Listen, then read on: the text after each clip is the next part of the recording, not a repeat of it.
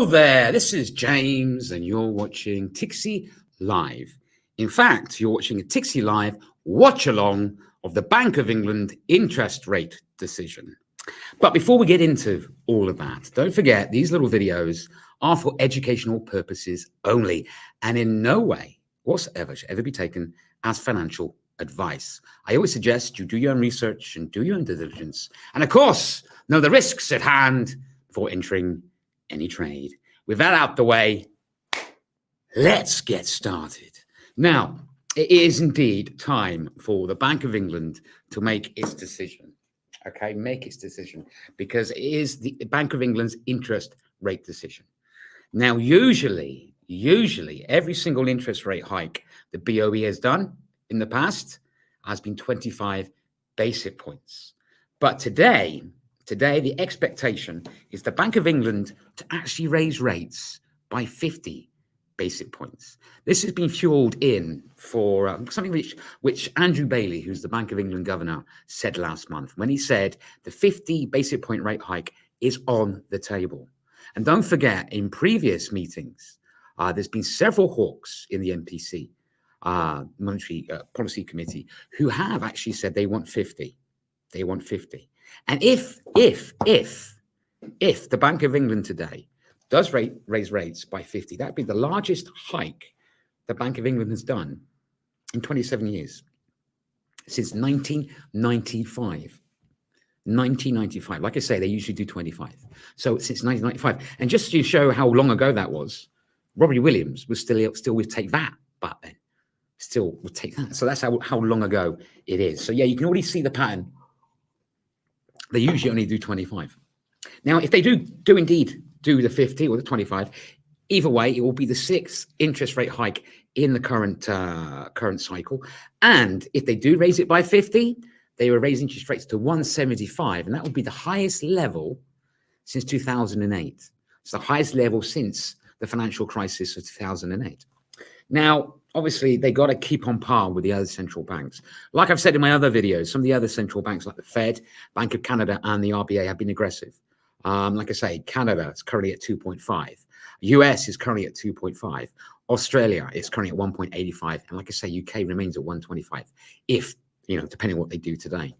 EU, of course, is another story. 0.5 in Japan is a total different story as well. Now, the market in general is currently pricing in an 82% chance of a 50 basic point rate hike, and only 18% probability of a 25 basic point rate hike.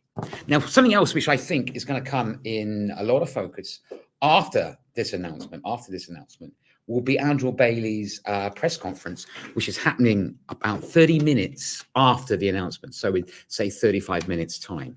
Now, I think that could potentially cause a lot of volatility to the market, especially to the cable traders. So he's speaking at 11:30. Now, a lot of people are thinking, and myself included, is he going to pull a Powell, or actually even worse, pull a Langard? And will he take a dovish tone like the Fed and the RBA has recently by identifying slowing economic activity? That statement, or his press conference, I think is key, is really, really important. And like I say, if it becomes like a Langard, then the stalling bears are really going to get involved. Okay. The other thing I think is just as important, and maybe even more important than the actual rate hike decision itself, whatever it is, I actually think it's the MPC vote, which comes out at the same time. Now, this, and basically to explain what the vote is, the MPC, okay, are the members, okay, are those who decide, and they meet and debate what they think interest rates should be. And then they do a vote, okay? And whoever has the most votes, that's the interest rate the Bank of England goes with, okay? Now, the MPC is made up of 9 people, okay? And currently, there is 4 doves, Cunliffe, Tenro, Broadbent, and Bailey. Unfortunately, he is a dove, and number of hawks: Phil, Ramsden, Haskell, Mann, and Saunders. They're all considered hawks. So what would be really interesting is on the back of this announcement, how many hawks is in the camp. And the reason why I say that's important, even if it's 50, if we have more hawks in the camp, so more people voted for 50, then the market, if we get all of them, all 9 members vote for 50, then the market could see it like this. They could suddenly see, all right, it's 50 this time, but the Bank of England is going to be even more aggressive next time because there's more hawks in the camp. So I think this is going to come under the microscope quite a bit. So that's going to be really interesting to see. Again, we can look at it at the same time. But like I said previously, I do feel in some ways for the Bank of England, because like I said this morning, those of you who were kind enough to join me this morning. Sorry, my throat is really dry. Plus, I had my lunch just before I came on because I had to rush it quickly to get on. So I'm a bit, anyway, as I was saying, I do feel sorry for the Bank of England because I do see them between a rock and a hard place. Because yes, we're fighting inflation levels we have not seen in over 40 years at 9.4%. And we have we are facing that. But the big issue we've got, or the big issue that Bank of England got, there is signs of economic slowdown as well. Raising interest rates is going to put that already struggling economy potentially under more pressure. And as well as that, and I talk about this with Canada when I talk about the loonie. Canada has a very big housing market. So does the UK. UK has a very big housing market. In fact, I think the percentage is somewhere around 65% are homeowners. So if we're raising interest rates, then the mortgage payments are going to go up. And with this cost of living crisis, which everybody's living through at the moment, mortgage payments going up, it's going to put more and more people under pressure. So they are stuck between a rock and a hard place. What can we do about inflation? We've got to fight inflation by raising interest rates. But can we put the pressure on a struggling economy and households who are already struggling with the cost of living? So this is where I think the Bank of England is going to be really, really interesting to have a look at. But anyway, we've got a couple of scenarios which I think could happen. Scenario number 1. Okay, BOE raises rates by 50 basis points and MTC vote is split, so 50-50, and GBP could come under pressure as it's priced in. So basically the market's already priced it in and it could come under pressure. Scenario number 2, BOE raises rates by 50 basis points, but the vote shows more hawks than the market could expect, and then the market, like I say, could then expect more aggressive rate hikes in the future, and this could potentially boost the GBP. Scenario number 3, BOE raises rates by 25 basis points. I hope they do not. Disappoints the market, and the GBP could potentially come under pressure. And scenario number 4, which I don't see happening at all, but you never know, Bank of England shocks the market and raises rates by 75 basis points, and the GBP could gain strength. So those are the potential scenarios. So anyway, let's get ready because it's coming any minute now. So obviously I have the cable up on a 30-minute chart. We are 20 seconds away. As usual, I have my trusty mobile ready to see what it is. Let's have a look. It's still kept to that level at 121.976 at the moment. So we're 9 seconds away. 9 seconds away. 9 seconds away. Let's see what happens. What they're going to do. It's going to be 50. I'm pretty sure it's going to be 50. But let's have a look. Okay, it should be out any minute now.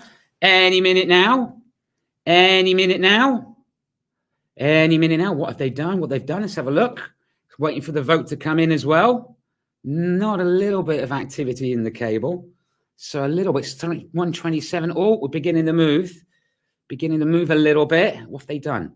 Oh, okay. Yes, all right. They have indeed raised interest rates by 50 basis points. They've done exactly what we've expected. Raise rates by 50 basis points. But here's the vote. Vote hike. MC vote for the hike. 9. All 9 members have voted for 50 basis points. All 9 members have voted for 50 basis points. So let's have a look. Let's see how the market digests this. It is pretty much how the market anticipated. Exactly what we thought it would be. That vote is interesting, though. Okay, the cable as it stands, still under that number. So I think the 50 basis points like I say, was priced in. They're ignoring the vote for now. They're ignoring the vote. You still find a bit of buying at the moment, 121.58. Let's have a quick look at the euro sterling as well. Let's have a look, see how that's reacted. Okay, euro's gone up against the sterling. So euro sterling traders, they see this. It's priced in, not aggressive enough. Not aggressive enough. Right, so it's going scenario 1 currently at the moment. But the cable is interesting. What's the cable? The cable's trying to make its mind up. No, it's gone for scenario 1, priced in, and they've ignored the vote. Let's have a quick look at the guppy as well. Look at the guppy. Yeah. Weaker sterling. Markets priced it in. So there we go. So it's scenario 1. Scenario 1. The MPC vote, though, that is interesting. That is interesting. That is interesting. So that is really fascinating to see. There is all 9 of them. Ah, yes. Hang on, though. Hang on. It doesn't tell me how many people went for 25 or went for 50. See if I can find that out. It's all of them voted, but we don't know what the split was. What was the split? What was the split? See if I can find what the split is. What the split was. Okay. Doesn't tell me what the split was. Let me have a quick look. Bear with me, guys. I'm trying to see if we can find what the split, how many people went for 25, how many people went for 50. How many people all went for a vote, but let's have a look. MPC split. Let's have a look. Okay, hasn't come out yet, so they're not showing us the split. So anyway, let's go back to the cable. Yeah, okay, so yeah, priced in. Unfortunately, we don't know what the split was, so we can't see that at the moment. But anyway, there we go. Raised 50 basic points as anticipated. It's going for scenario 1. We really want to see, hopefully the monetary statement will come out shortly, and that will tell us what the split was. How many members went for 50? How many went for 25? Because then again, that's like I said, that could be important. If there's more members for 50, then obviously the market might see it as more aggressive next time. But obviously at the moment, they haven't done the split, so we can't see it. So they've gone priced in, not massive. All right, policy meetings. Let's see if you got it. No, it hasn't come out. It hasn't told us. All right, okay. Let's have a look. No, okay. All right. So it's not showing us what the split was. Now, obviously, the big move is going to be what happens in about 25 minutes. That is the next key. What Andrew Bailey actually says. Okay, that's interesting. Thank you for telling me. 8-1. Okay, that's interesting. So not a complete 9 for 9. If it's 9 for 9, then obviously that would be seen as basic general consensus. 8-1. I wonder which was the dove. But thank you for that, SMF 790. I appreciate that. Okie doke. Right, there we go. So anyway, over next is obviously going to be Andrew Bailey. Let's see what he has to say. Is he going to do a Powell? Is he going to be, or even worse, is he going to do a Langard and be really dovish? If he is, he's going to put the cable, the sterling, under a lot more pressure. So, yeah, we have to wait and see. Don't forget, you guys can ask me questions anytime you like. Or just say hi. Or tell me what the split was. I appreciate that. I really do. So, yeah, anyway, up next is Andrew Bailey. So don't forget, you can ask me questions. Yeah, the sterling is under pressure now. I don't think Andrew Bailey's going to be able to turn it around. Depends what he says. I think he's going to be quite dovish. 121 to, yeah. Okay, so look at the euro sterling again as well. Yes. Okay, sterling weakness across the board on that. So yeah, the markets expected it, priced it in, and didn't really anticipate much. Okay, is there anybody like to say anything or say hello or ask me questions at all? Okay, not a problem. Don't forget, I'll be back online again later this afternoon, around about 1:30 p.m. UTC. I will be covering what Bailey says. And we will have a look a lot more at the market. I mean, look at the euro sterling at the moment. Absolutely is flying. Absolutely, well, not on a daily, 130 minutes, absolutely flying on that. Sterling under a lot more pressure again. Let's have a look on the daily. Yeah. So obviously see what Andrew Bailey does, because that's going to be really fascinating what he says. I mean, will he be able to push it? We'll be trading at 121.19. Oof, that's that key level of 120.034. Will he push it down to that level, or maybe start the momentum for it to go down to that level? So yeah, so do bear that in mind. Yes, Andrew Bailey, yeah, he's there.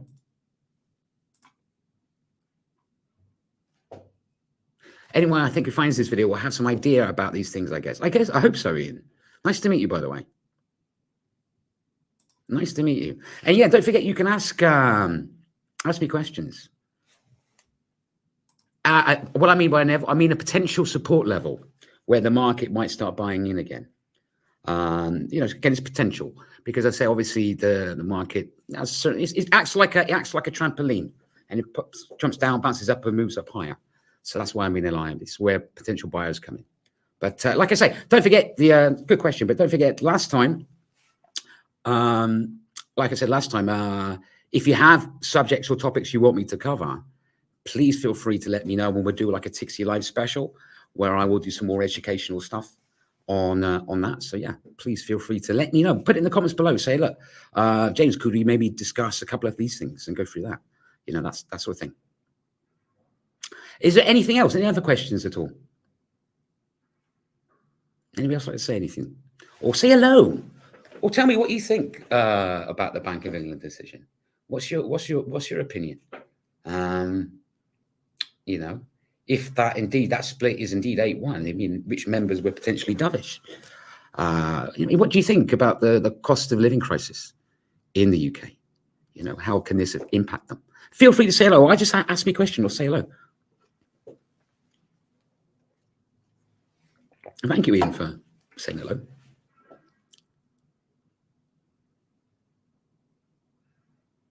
The market, what I mean by when it says priced in, there is a reaction. There is reaction. What I say by that is there's an old trading saying which calls buy the rumor, sell the fact. So when the market anticipates a certain reading, a certain number, okay, the market, as soon as that number comes in, as the market expects, it goes the other way. What should be technically a bullish reaction when banks raise rates, it should be bullish towards the currency. What technically happens when it's priced in and expected, it goes the opposite. And then this is why, for example, if we go back to the cable now on a 30 minutes, you can see the market's priced it in and it's now selling it. Buy the rumor, sell the fact. That's what tends to happen. So this is why it's under pressure now, because the market expected 50 basis point rate hike. It's priced in. That's what I mean by priced in. It was expected. And this is why we're seeing the euro sterling as well, obviously, or the euro benefiting as well against the cable as well. Not against the cable, sorry, against the sterling. Sorry. Yeah. Is there anything else? Any other questions at all? Thank you. You're welcome. No problem at all. You're more than welcome anytime.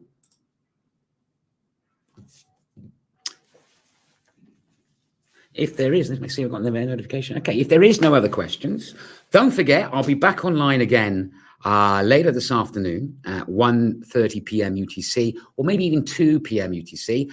I definitely will cover some stuff in relation to what Andrew Bailey says in the press conference, because that's going to be fascinating. See what he says. Plus, we have US initial claims, and I will obviously be discussing that. And we'll obviously talk about how the US has opened and what is happening in the US session. Okay, so don't forget that as well. So I'll be back at between 1:30 p.m. and 2 p.m. UTC. So please feel free to come and join me for that. If there is no questions, don't forget, if you think of a question later, by all means, put it in the comments below, either in on YouTube or Facebook. I will see them and I will answer them next time I go live. As well as that, if, like I say, for Tixee special, I want to do. Thank you. Well, thank you, Ian. You're more than welcome, mate. Thank you very much, Ian, for saying hello. It's nice for somebody to say hello and ask questions, because it is a live broadcast and life does mean life. So thank you too, Ian. Thank you for coming. Like I say, I'm going to do a Tixee live special in the future because somebody left a comment saying they want to know and understand a bit more, which I thought I am going to be doing educational webinars at some point, but But I want to do something now in the immediate term. So if you think of a topic you want me to cover, I'll do a tixee live special live on air. And as well as talk about the markets, I'll actually will discuss a topic of your choice. Be it if you want to ask me or want to know a bit more about Bollinger Bands, as an example, or RSI, or how simple moving averages work, what they mean, or how to register a support and resistance, the trampoline and ceiling, how to understand price action, or, because I talk about obviously economic events a lot, what these economic events actually mean and why they can potentially make a currency stronger. So I could do one on fundamental analysis as well. So whatever topic you'd like me to cover, leave it in the comments on YouTube and Facebook, and whoever gets the, whatever topic is most popular, I'll do a tixee live special on that topic. So bear in mind you have that option. Anyway, if there is no other questions or no anything else, don't forget, if you're watching me on Facebook and you enjoyed this little video, by all means, give me a follow. If you're watching me on YouTube and you've enjoyed this little video and found it useful, subscribe if you like. Hit a notification button so you know next time I'm going live. If you enjoyed this video and found it useful and you put up with me, my over-the-top enthusiasm for the markets, which I just can't help because I love the markets, give me one of those. It's nice to know that you like what I do. But anyway, till next time, don't forget, these little videos are for educational purposes only, and in no way whatsoever should ever be taken as financial advice. I always suggest you do your own research and do your own due diligence. And of course, know the risks at hand before entering any trade. Remember, till next time, I almost forgot. I thought I was about to start again then. Sorry, yeah. Remember to do all your research and your due diligence. And know, of course, the risks at hand before entering any trade. Till next time, every single one of you out there, trade safe.